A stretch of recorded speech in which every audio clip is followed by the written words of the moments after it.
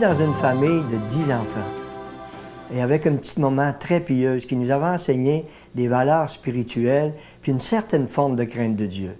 Tellement que quand j'allais à la messe, j'avais toujours avec moi mon missel. C'était ma Bible autrefois, ça. J'avais mon missel, puis je lisais, je suivais la messe dedans. Puis un jour, le Seigneur s'est servi d'un verset dans l'Évangile de Matthieu qui disait que celui qui dira raka à son frère est passible du jugement de la géhenne, donc de l'enfer, parce que c'était marqué en bas, la géhenne, c'était quoi? Et raka voulait dire tout simplement fou, stupide, idiot. Alors, on était 10 dans la famille. Alors, on l'avait sûrement, à un moment donné, échappé. Et ça m'a amené un jugement terrible sur moi. J'avais peur de Dieu maintenant. Et je me voyais toujours en enfer quand je pensais à ces choses-là. Alors, ça m'a amené justement à entrer chez les frères Arthabasca, puis les frères du Sacré-Cœur Arthabasca.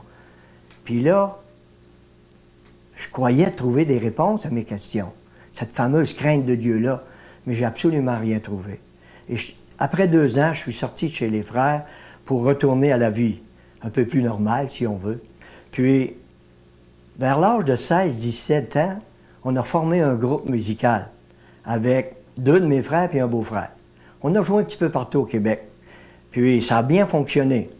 Mais cette idée-là me trottait toujours dans la tête, ce fameux raka-là. Puis, c'était pas réparé, puis je savais même pas où trouver une solution à tout ça. J'avais peur de Dieu.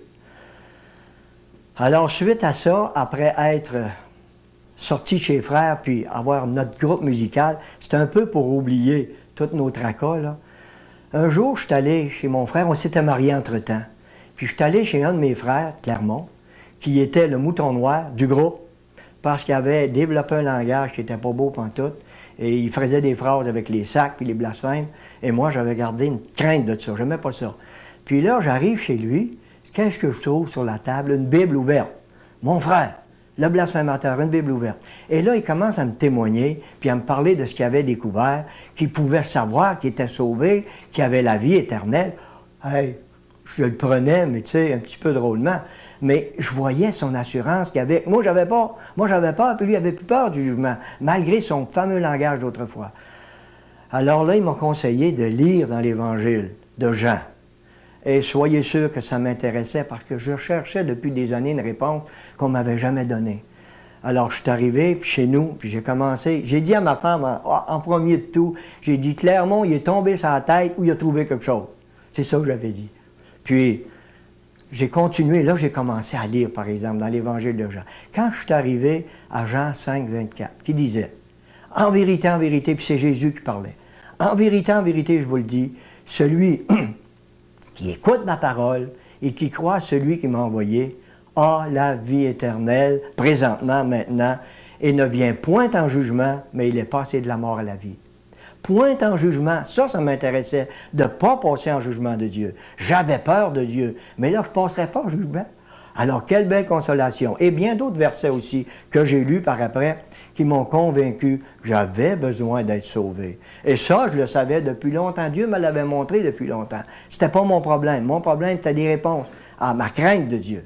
Et du moment que j'ai cru, du moment que j'ai fait confiance à ce que Dieu disait dans la Bible et à ce que Jésus me disait, parce que la Bible, c'est Jésus qui me parlait. Alors, quand j'ai compris puis j'ai accepté le Seigneur Jésus-Christ, la peur a arrêté, c'était fini. J'avais plus peur de mourir parce que si j'y pensais, je savais que j'allais avec Dieu. Et ça, c'est parce que j'ai fait confiance, tout simplement. La Bible dit, celui qui croit a maintenant. Alors, je l'avais. Et depuis ce temps-là, en 1966 jusqu'à aujourd'hui, eh bien, j'ai cette assurance-là. Tu sais, Jean-Pierre, aujourd'hui, on nous vend toutes sortes d'assurances, pour n'importe quoi.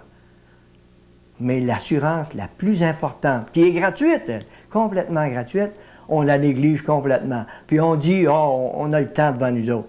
Mais des fois, on ne sait pas que nos jours sont comptés. Alors Jean-Pierre, avec cette assurance-là maintenant, je peux dire à n'importe qui, c'est la bonne expérience à faire. Se tourner vers Dieu, vers la Bible. Au lieu de mon missel, j'ai une Bible maintenant. Alors c'est celle-là que je lis maintenant, puis c'est celle-là en qui je fais confiance.